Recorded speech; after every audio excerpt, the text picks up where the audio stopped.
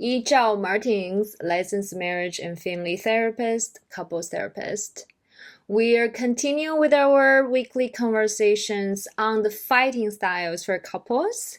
Today, we are talking about fighting styles number 5. That's what I call it, the caretaker or the caregiver and the collapser.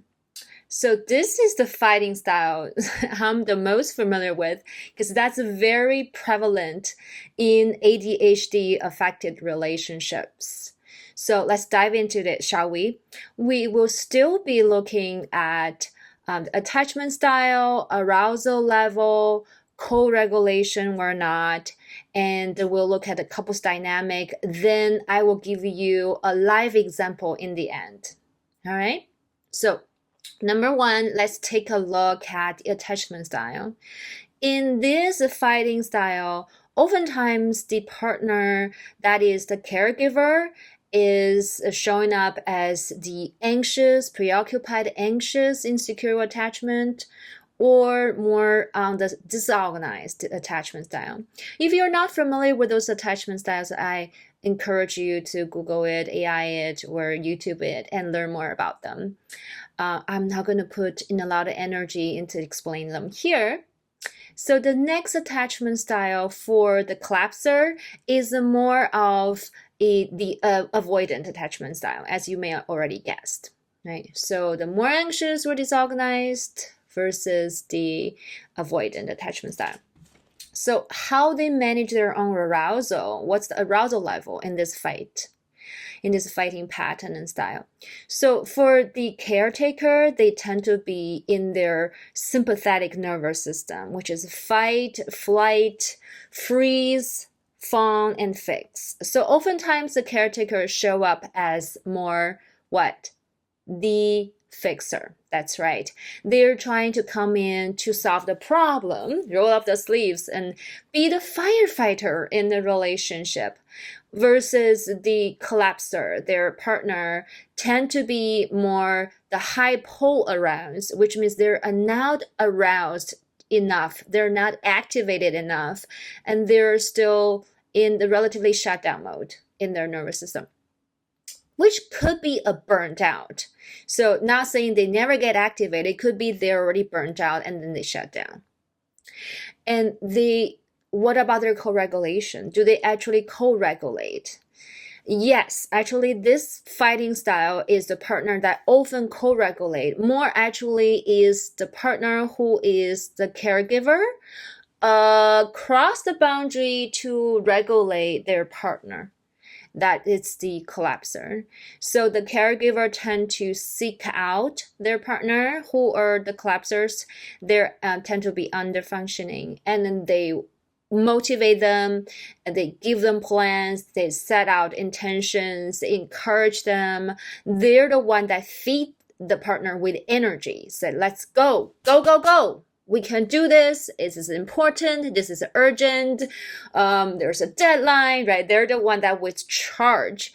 While the collapser partner tend to be the one that's getting regulated, and they do not put energy into co-regulate their partner, but when they shut down, withdraw, they tend to fill up their partner's survivor roles, and they get into more fight or flight. So that's her regulation. It's a one-way street. And then the dynamic you can imagine is the over-functioning partner versus the partner that's shut down, withdraw, and maybe feeling guilty and resentful for either being pushed into action, or they feel guilty that they cannot contribute enough or they're not good enough to show up in their relationship. So the other partner, the caregiver, tend to be burned out. So let's see a real life example. I have so many examples because most couples I work with are ADHD affected couples, and they tend to show this dynamic, the caregiver and the collapser. I also call them parent-child dynamic. So let's give you a typical example of male partner, that's the non-ADHD partner, that is the caregiver, and the female partner, in this case, is the collapser, the partner with more ADHD symptoms. Because you probably have a lot of ideas, or you'll hear more that the partner with ADHD tend to be the male partner, is not always the case. That can show up in any gender or non-identified gender, or in heterosexual relationship, homosexual relationship, all kinds of relationship dynamic. It doesn't matter there. So don't put your mind a fixed mindset that, oh, the person in the relationship that's the caregiver must be the woman, must be the one that doesn't have ADHD, and the partner who's the ADHD partner tend to be the male and the collapser. Not always the case. So open your mind for it. So in our example today, Sebastian, or called Seb, is the partner that's the caregiver. And Selena is the female partner, that's the partner with more ADHD symptoms, that's the collapser. So what does it look like? So the typical caregiver as Seb, he is a business consultant. He also take care of their daughter together, doing all the after school care, volunteer at the school and take the kids to activities, and managing a household, like paying the bills, paying tax, everything organized, making sure there's enough food in the fridge. So he's the manager of the household as well. While Selena, she is very artistic. She's very gifted. And her dream is to pursue her career in arts. So she has some shows done before, but as a person that have her own business and in the field of art, it's not as consistent, and you have to ride a wave, right, of the business. And she tend to lose track of those contracts, being to apartment on time and negotiations. So Seb actually supplement by being almost like a manager for Selena as well. So now let's see how many jobs Seb have. His full-time job as a business consultant, a full-time caregiver for their daughter, and half a caregiver for Selena, and also more like a manager, business manager for Selena's business.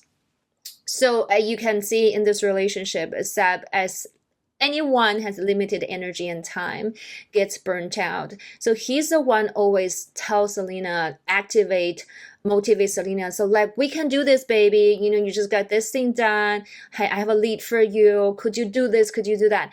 And Selena has parts that's taking that sometimes as more criticism and blaming that I'm not acting fast enough. Well, how come I don't feel motivated and energy to do things? You're always the one that initiate things, and I'm always on the passenger seat. I would love to be more active in my own career or be a better mom, but I can't. So she shuts down emotionally and hyper aroused, and there's disconnection between the two of them.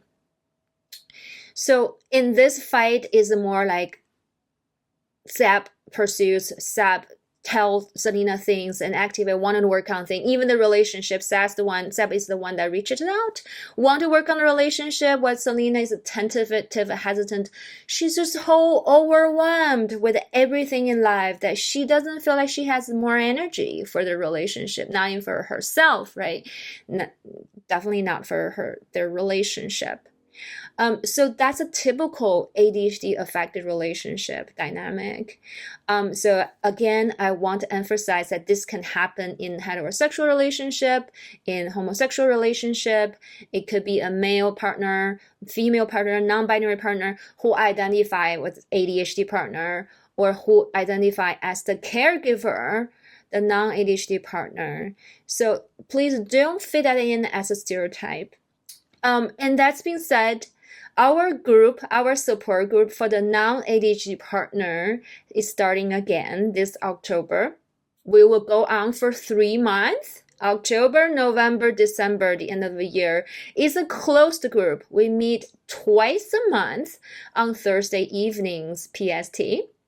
And we are welcoming new members to get enrolled in. There's a process. We have an intake. I have 2 sessions with you individually, and I train you how to use the structure of the group and see if you're a fit for the group. So we are very selective for our members. Make sure it's a safe contained, supportive environment for the partners that are suffering from burnout in their relationship. It's not a place to vent about your ADHD partner or against your partner with ADHD and try to fix them. Because as I said, remember, that will be falling into the caregiver role and to be in the sympathetic nervous system if you're fixing your partner. So our goal is to step out of that role and to co-regulate within the warmth of our support group to form secure attachment with the group so you have more energy to be in your relationship and to grow with your partner. Thank you for being. I will see you next week. I will put the support group information down below. Check it out if you're interested. Bye.